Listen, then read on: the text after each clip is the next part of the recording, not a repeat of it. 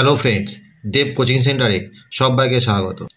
আজ তোমাদের দশম শ্রেণীর সমরেন্দ্রনাথ মোদকের ভূগোল বই থেকে প্রথম অধ্যায়ের এলএকিউ টাইপ প্রশ্নোত্তর নিয়ে আলোচনা করব। বিগত পর্বে কিছু প্রশ্ন আলোচিত হয়েছে, আজকে তারপর দেখো। আজকে প্রথম প্রশ্ন, ভারতের 3টি প্রধান নদীর গতিপথ উল্লেখ করো। এর উত্তর লিখবে, ভারতের প্রধান 3টি নদী হলো 1 গঙ্গা, 2 সিন্ধু ও 3 ব্রহ্মপুত্র।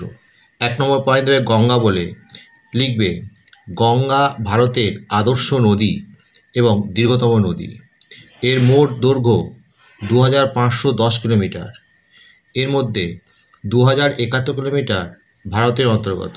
গঙ্গা কুমায়ুন হিমালয়ের গঙ্গোত্রী হিমবাহের গোমুখ গুহা থেকে ভাগীরথী নামে উৎপন্ন হয়ে প্রথমে পশ্চিমে ও পরে দক্ষিণে সংকীর্ণ গিরিখাতের মধ্য দিয়ে প্রবাহিত হয়ে দেবপ্রয়াগের অলকানন্দার সঙ্গে মিলিত হয়েছে এবং এই প্রবাহের নামই গঙ্গা। এই পর্যন্ত গঙ্গার উচ্চগতি। এরপর হরিদ্বার থেকে বিহারের রাজমহল পর্যন্ত গঙ্গার মধ্যগতি। এরপর রাজমহল থেকে মুর্শিদাবাদের ভগবানগোলায় গঙ্গার 2টি শাখায় বিভক্ত হয়ে প্রধান শাখা পদ্মা নামে বাংলাদেশে প্রবেশ করেছে এবং অপ্রধান শাখাটি প্রথমে ভাগীরথী এবং নবদ্বীপের পর হুগলি নামে বঙ্গোপসাগরে প্রবেশ করেছে। এই হলো গঙ্গার নিম্নগতি। এখানে তোমরা এই ছবিটি এঁকে নেবে। 2 নম্বর পয়েন্ট দেবে সিন্ধু। লিখবে সিন্ধু নদের দৈর্ঘ্য মোটামুটি 2900 কিলোমিটার, কিন্তু মাত্র 709 কিলোমিটার ভারতের অন্তর্গত। সিন্ধু নদ তিব্বতের মানস সরোবরের নিকটবর্তী সিনকাবাব নামে জলধারা থেকে উৎপন্ন হয়ে উত্তর পশ্চিমে তিব্বতের মধ্য দিয়ে প্রবাহিত হয়ে পরে কাশ্মীরে প্রবেশ করেছে। প্রায় 560 কিলোমিটার চলার পর কাশ্মীরের সীমানা ত্যাগ করে সিন্ধু দক্ষিণ পশ্চিম বাহিনী হয়ে পাকিস্তানে প্রবেশ করেছে।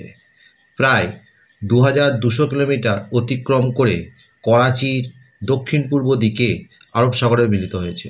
পরে পয়েন্ট দেবে ব্রহ্মপুত্র।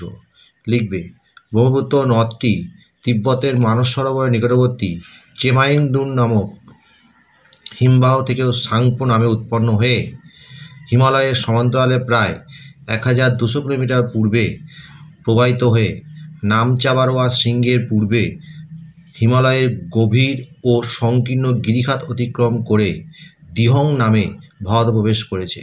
এই জলধারা অসমে সাদিয়ার পর ব্রহ্মপুত্র নামে পরিচিত হয়েছে। অসম অতিক্রম করে ব্রহ্মপুত্র বাংলাদেশের যমুনা নামে পদ্মার সাথে মিলিত হয়েছে। এরপর মেঘনা নামে বঙ্গোপসাগরে প্রবেশ করেছে। সিন্ধু নদের মোট দৈর্ঘ্য 2580 কিলোমিটার। এর মধ্যে 885 কিলোমিটার ভারতের অন্তর্গত। পরের প্রশ্ন দেখো, ভারতের জলসেচ পদ্ধতিগুলি কী কী? এর উত্তর লিখবে ভারতে সাধারণত ভূপৃষ্ঠের জল এবং ভৌমজলের সাহায্যে জলসেচ করা হয়। ভারতের জলসেচ পদ্ধতিগুলি মোটামুটি 3টি ভাগে ভাগ করা যায়, যথা 1 কূপ বা নলকূপ, 2 জলাশয় ও 3 খাল। প্রথম পয়েন্ট দেবে কূপ বা নলকূপ বলে। লিখবে ভারতের যেসব অঞ্চলে ভৌমজলের প্রাচুর্য বেশি, অর্থাৎ যেসব অঞ্চলে বৃষ্টির জল পাললিক শিলাস্তর ভেদ করে মাটির নিচে জমা হতে পারে, সাধারণত সেই সব অঞ্চলে কূপ বা নলকূপের সাহায্যে জলসেচ করা হয়ে থাকে। উত্তর ও পূর্ব ভারতের বিহার, উত্তরপ্রদেশ, পাঞ্জাব, হরিয়ানা, অসম, পশ্চিমবঙ্গ প্রভৃতি রাজ্যে কূপ বা নলকূপের সাহায্যে জলসেচ করা হয়ে থাকে। 2 নম্বর পয়েন্ট দেবে জলাশয় ও পুকুর।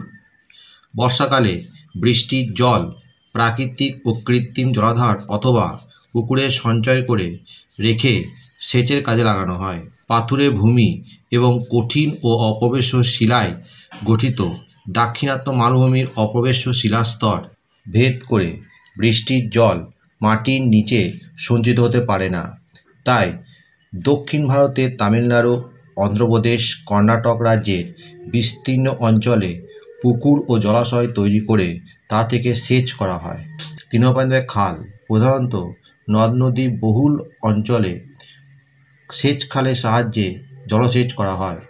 সাধারণত সেচ খালগুলি দু রকমের হয়, যেমন ক নিত্যবহ খাল ও খ প্লাবন খাল।